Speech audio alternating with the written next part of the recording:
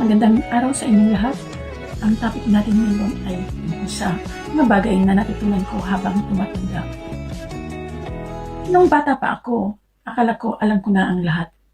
Akala ko, simple lang ang mundo.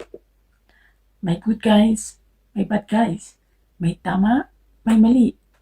Pero habang tumatanda ako, natutunan kong mas complicated pala ang buhay kaysa sa mga fairy tales na binabasa natin noon. Una sa mga natutunan ko, hindi mga kailang magustuhan ng lahat. Noon, ginagawa ko lahat para lang ma-please ang ibang tao. Sumasama ko sa mga lakad na ayaw ko. Tumutukon sa mga expectations na hindi naman akin. Hanggang sa ma-realize ko, exhausting pala ang maging ibang tao. Mas peaceful ang buhay, kapag authentic ka, kahit hindi ka bet ng lahat. Pangalawa, ang value ng real friendships. Dati, proud ako sa magdami ng mga kakilala sa Facebook. Pero nang dumating ang mahirap na panahon sa buhay ko, ilang taon na lang ang nandoon.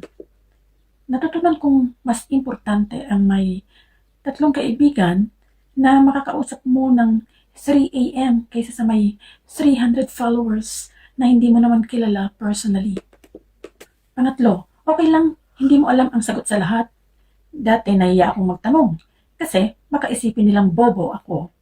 Pero natutunan kong ang pinaka-intelligent na tao ay yung hindi nahihiyang magtanong o mag-admit na may hindi pa siya alam.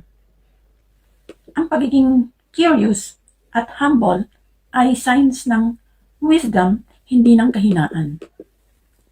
Pang-apat, ang importance ng boundaries. Hindi ka masama kapag nag-no ka sa mga bagay na hindi mo kaya o ayaw mo.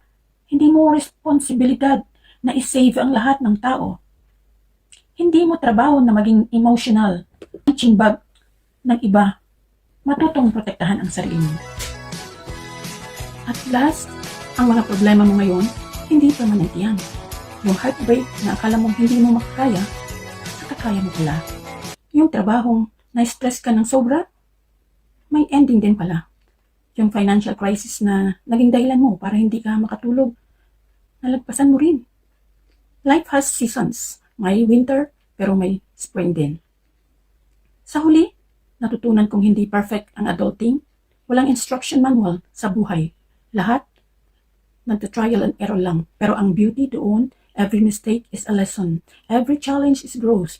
At every year na tumatanda tayo, mas nagiging comfortable tayo sa sarili natin. Kaya sa mga nakakabata sa akin, be patient with yourselves. Sa mga kaedad ko, let's continue growing. At sa mga mas matanda, salamat sa mga lessons na shinare ninyo. Because in the end, getting older isn't about having all the answers. It's about being okay with the questions. Ayan po.